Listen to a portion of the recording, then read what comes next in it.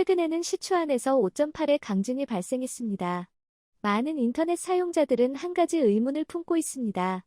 왜 시추안 지진이 역사적으로 적게 일어났던 지역에서 지난 10년 동안 빈번한 지진 경험을 하고 있는 것일까요? 당시 삼엽댐 건설감독위원회의 부총장 엔지니어인 리오샤오 유 씨는 공개적으로 밝혔습니다. 삼엽댐의 균열 문제는 2000년 10월 이후부터 발생하고 있다고 솔직하게 밝혔습니다. 그는 탄강 프로젝트에 사용된 2천만 세제곱미터 이상의 콘크리트 중에 2,000개 이상의 균열이 발생했다고 솔직하게 말했습니다.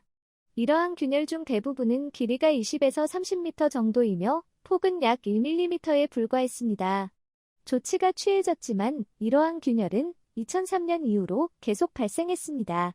우리는 중국에서 두부발 프로젝트가 우려스러운 것을 완전히 알고 있습니다. 건설 회사들은 종종 부단히하여 많은 붕괴 사건이 완전히 예방 가능한 인위적인 재해였습니다. 이러한 사고는 최근 몇 년 동안 중국 본토에서 발생했습니다. 광범위한 부패와 개인적인 연결을 이용한 단순한 임시 변통 때문에 품질이 낮고 위험한 건물과 인프라가 건설되었습니다. 이러한 만연한 부패는 중국의 현행 정치체제의 결과로 이것은 투명성과 책임성이 부족한 특징을 가지고 있습니다. 그래서 질문은 실제로 삼엽댐이 두부 건설인가요? 이 댐에 대한 숨겨진 비밀과 과학자들의 논란을 발견해 봅시다. 최근에는 시추안에서 5.8의 강진이 발생했습니다. 많은 인터넷 사용자들은 한 가지 의문을 품고 있습니다.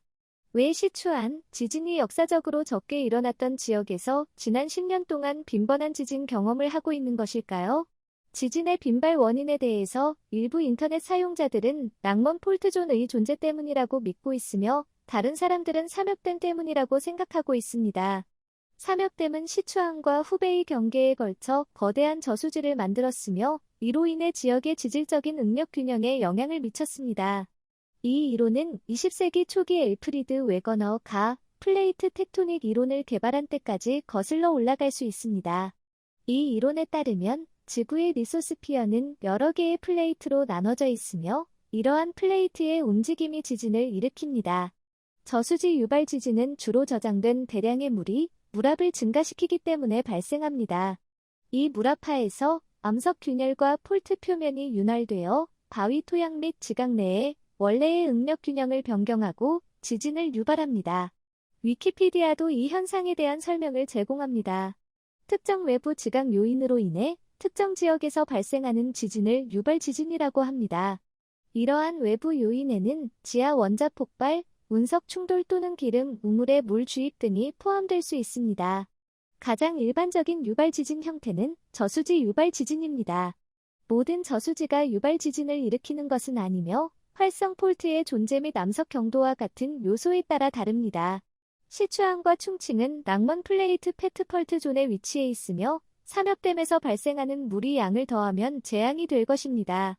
이 시점에서 많은 사람들은 황활리 씨와 그의 예언을 회상했습니다. 삼엽댐을 건설하면 결국 철거될 것입니다. 황활리는 이런 이유로 이런 발언을 했습니다. 다른 나라의 사례를 인용하여 청가 삼엽댐은 모래 흐름을 차단하여 상류 홍수가 증가하고 빈번한 범람을 초래할 것입니다. 하류 토지 개발은 중단되고 해안 평원이 침식될 것입니다. 따라서 세계의 몇몇 국가에서는 강위에 큰 댐을 짓지 않기로 결정했습니다. 예를 들어 브라질은 아마존강에 건설하기로 계획된 25개의 댐을 폐기했습니다. 말레이시아에서는 40억 달러의 숭칼툰 나자크 댐에 반대하는 전 국민이었습니다. 인도에서는 8년 동안 건설되던 사르다르 사로바르 댐의 건설이 중단되었습니다. 호주에서는 프랭클린 강의 타스마니아 댐을 지을 계획이 취소되었습니다. 황활리는 더 이상 수운이 흐르지 않게 할 것이며 총칭항과 강진 상류 지역을 홍수로 침수시킬 것이라고 예언했습니다. 그러나 그 당시의 현실 상황에서 삼엽댐은 계속 진행되어야 했습니다. 황활리는 이 흐름을 멈출 수 없었으며 이에 깊은 고민을 품었습니다. 그는 반복해서 한탄했습니다. 그들은 나의 말을 듣지 않았어요. 노년의 심각한 질병으로 쓰러져 의식이 없을 때도 삼엽댐 건설해서는 안 돼요. 라고 중얼거렸으며 이 세상을 후회하며 떠났습니다. 이것은 황활리, 중국인민정치협상회의 국가위원회 부위원장 황앤페이의 아들인 황활리의 이야기입니다. 황활리는 정치 경력을 쫓아가도록 선택해도 됐지만 학문적인 길을 택하고 일생 동안 삼면화와 삼협댐 프로젝트의 건설에 반대했습니다. 강제 편철되고 역경을 맞이하면서도 그는 자신의 견해를 변경하지 않았습니다. 황활리의 삶을 요약하면 그는 삼면화 프로젝트의 건설에 반대하면서 인생의 전반을 보냈으며 그 다음 반반은 삼협댐 프로젝트에 반대하면서 보냈습니다. 삼면화 프로젝트가 승인되었을 때 그는 삼면화 프로젝트 결론에 도달하는 것은 어렵지 않습니다. 70명 이상의 전문가가 있었지만 나만 반대했습니다. 나라에서 이렇게 오랜 시간 동안 인재를 양성하는데 어떤 의미가 있을까요? 라고 외쳤습니다. 이어진 사건들은 황활리의 의견을 하나씩 확인해 주었습니다. 황활리가 삼면화 프로젝트의 개시에 반대한 이유는 그가 중국에서 황황 감수한 사람으로서 황황을 가장 잘 이해한 사람이었기 때문입니다. 아무도 그처럼 황황을 이해하지 못했으며 그런 상황이었고 지금도 그런 상황입니다. 황활리는 1937년에 일리노이 주 어바나 샴페인 대학에서 수리공학 박사 학위를 취득했습니다. 그는 중국에서 수리공학 박사 학위를 받은 최초의 사람이었습니다. 1945년부터 1947년까지 황활리는 난징의 물자원부에서 현장 기술자로 일했습니다. 1947년부터 1949년 4월까지 그는 간수성 물자원부의 국장이자 주요 엔지니어로 일했으며 황황물자원위원회의 일원이었습니다. 그의 황황과의 관계는 간수에서 시작되었습니다. 간수에서의 현장 조사 없이는 그가 삼면화 프로젝트에 대한 독특한 통찰력을 가지지 못했을 것입니다. 1947년 3월 8일에 그가 근무를 시작한 날부터 1949년 5월 7일까지 황활리는 간수성 물자원부에서 약 2년 반 동안 근무했습니다. 이 2년 반은 국민정부의 붕괴 직전이었습니다. 혼란스러운 시대에서 굶주린 간수에서 황활리는 물자원 프로젝트 개발을 위해 최선의 노력을 기울여 지역 주민에게 혜택을 주었습니다. 동시에 매우 어려운 환경은 그의 재능을 펼칠 무대가 되었습니다. 일부는 그의 간수에서의 시간이 그의 수리공학자로서의 경력에서 절정이었다고 말합니다. 간수에서 그는 황황을 진정으로 알게 되었으며 나중에 황황은 좋은 강이다라는 충격적인 발언을 낳을 워터 매니지먼트 스타일을 개발했습니다. 1958년에 발라이트 운동이 전국을 휩쓸었습니다. 1958년 6월 8일 저녁에 황활리는 선택을 했습니다. 그는 그의 잘못을 시인하고 발라이트 운동에서의 잘못을 인정하는 자백서에 서명할 수도 있었고 그 캠페인 전체에 반대하고 그 결과를 받아들일 수도 있었습니다. 결국 그는 후자를 선택했습니다. 황활리는 나이트 파티스트의 지도자가 되어 공직에서 제명되었습니다. 비난의 폭풍 속에서 그는 베이징 교회에서 교육을 받기 위해 파견되었으며 정부에서 어떤 직위도 맡을 수 없었습니다. 그러나 이것은 그의 일관된 신념을 흔들리게 하지 않았습니다. 그는 삼면화됨에 대한 강력한 입장을 글로 표현하는 것뿐만 아니라 마오 주석에게 보낸 30만 글자의 편지에도 그의 입장을 표명했습니다. 이 편지를 쓴 사람은 공산당에 의해 제명당한 시점이었습니다.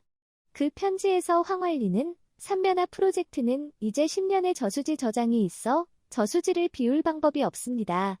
매년 물을 저장할 가능성이 현실이 되었습니다. 그래서 나는 삼면화 프로젝트가 즉각 중단되고 정부가 삼면화 프로젝트를 건설하지 않을 것이라는 분명하고 엄숙한 선언을 요청합니다. 진실한 결의가 없다면 지금 이 문제를 결연하게 실행하는 것은 너무 늦지 않습니다. 라고 했습니다. 삼면화 프로젝트가 시작된 이후 그의 사망까지 24년 동안 황활리는 계속해서 그 프로젝트에 반대했습니다. 그가 어떻게 처벌당하든 어떻게 바라보든 지불해야 할 가격이 어떻게 되든 그는 그의 반대를 포기하지 않았습니다. 이것이 황활리가 황황의 역사에서 네 대 중요 인물 중 하나가 된 이유입니다. 나머지 3명은 선위 잉센, 마오 주석, 주총리 조우입니다. 황황 수문위원회의 모든 회원들의 공감대를 기반으로 이 4개의 사진은 황황 수문위원회 회의실 벽에 걸렸습니다. 황활리는 나중에 시를 짓기도 했습니다. 그의 죽기 전에 그는 다음과 같은 메시지와 함께 시를 썼습니다. 결정이 내려지면 돌이킬 길이 없습니다. 당신이 놓아준 보트는 절대로 끌어돌릴 수 없습니다. 물결이 빨라지고 깊어질 때 당신은 그것의 용기와 웅장함을 볼 것입니다. 그의 편지에서 황활리는 발라이트 운동은 댐과 같고 그 댐 뒤에 쌓인 물은 내 마음속의 생각과 같다고 했습니다. 나는 너무 많은 말을 가지고 있으며 그것들을 내보내야 합니다. 오늘 내가 말하는 것은 전체의 3분의 1에 불과합니다. 이를 통해 황활리가 발라이트 운동이 삼면화 프로젝트에 반대하는 그의 결심에 영향을 미치지 않았음을 볼 수 있습니다. 황활리가 황왕에게 보인 고백은 그의 후년들에서 황왕에 대한 높은 존경을 보여줍니다. 과거에서 현재까지 황활리 계획보다 개발 및 보전을 위한 더 안전하고 포괄적이며 정확한 계획은 없었습니다. 그의 계획은 지금까지도 희망의 빛입니다.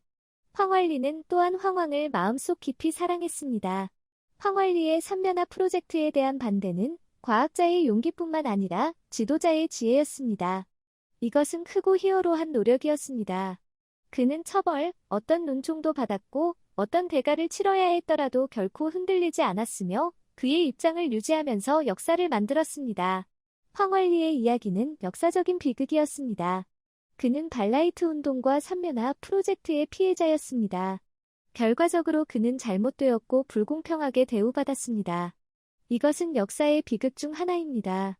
삼면화 프로젝트를 위한 교훈도 있었습니다. 불행히도 이 교훈을 얻어야 했던 사람은 황활리였습니다. 아마도 역사의 법칙이 결과를 지배했을 것으로 믿습니다. 역사는 공정하고 공평하다고 믿습니다. 시간이 우리에게 누가 옳고 누가 틀렸는지 말해줄 것입니다. 황활리가 이미 세상을 떠나갔지만 그의 학문적 정신과 고귀한 인격은 그의 평생 동안 기억될 것입니다. 황활리는 한 번 이렇게 말했습니다. 삼맨샤 프로젝트에는 항상 해결책이 있었습니다. 가장 간단하고 효과적인 해결책은 삼맨샤 프로젝트를 포기하는 것이었습니다. 그러나 삼맨샤 프로젝트는 계속되었고 13년의 공사 끝에 1960년에 삼맨샤 댐이 완성되었습니다. 이제 삼맨샤 댐 완공으로부터 60년이 지났습니다. 2009년에는 삼맨샤 댐이 중국의 10대 고대 공학 프로젝트 목록에서 1위를 차지했습니다. 황활리의 예측을 되돌아보면 그것들은 놀랍게도 정확하고 성견지명적인 것으로 보입니다. 그가 제기한 문제들은 계속해서 관련성을 유지하고 있으며 특히 삼맨샤 저류지를 괴롭히는 침전 문제와 관련이 있습니다. 다음 에피소드에서는 세 가지 문서와 세계적인 환경 단체인 삼협 프로젝트의 일부 인물들의 비밀을 살펴볼 것입니다.